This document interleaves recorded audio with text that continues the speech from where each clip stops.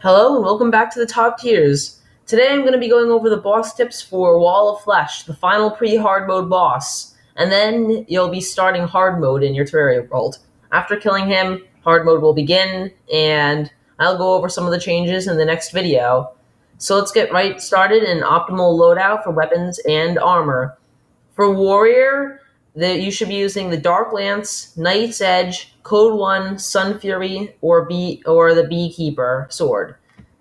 And Molten Armor is the best armor for warriors at this point in the game. The Dark Lance is very good against the hungry, the tentacles that spawn out of the Wall of Flesh because of its fast speed and decent range. Rangers should be using the Boomstick, Phoenix Blaster, Hellwing Bow, Molten Fury, or Bee's Knees. And they should be using Necro Armor, as that's the best armor at the time. For any gun, they should be using Meteor Armor because of its piercing ability, and Jester's Arrows for bows. And if you're using the Boomstick, use regular bows, though, because if you use Meteor Shots, it only deals damage one time. So instead of having the shotgun effect, where each bullet does its own separate damage, only one bullet does the damage. The other one's pierce, but only one of them deals the damage. For mages, there's Space Gun, Water Bolt, Bee Gun, Magic Missile, and Water Scepter, along with Jungle Armor being the best things. Summoners have the Hornet Staff, the Imp Staff, and Bee Armor as their best abilities. Now moving on to accessories. For movement, we have Frostbark Boots, any in a balloon accessory, Sweetheart Necklace, and Lava Waders. Lava Waders will be extremely useful in this fight in case you accidentally fall into lava.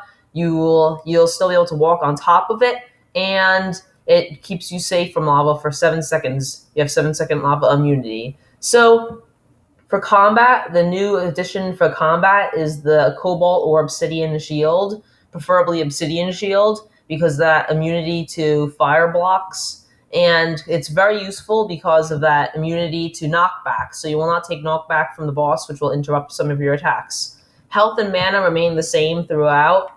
And moving on to buffs, we have the same buffs total as last time for Skeletron's fight. Iron Skin, Regeneration, Swiftness, Archery, Mana Regeneration, Well-Fed, Heart Reach, Hunter, Magic Power, Inferno, Endurance, and Rage and Wrath.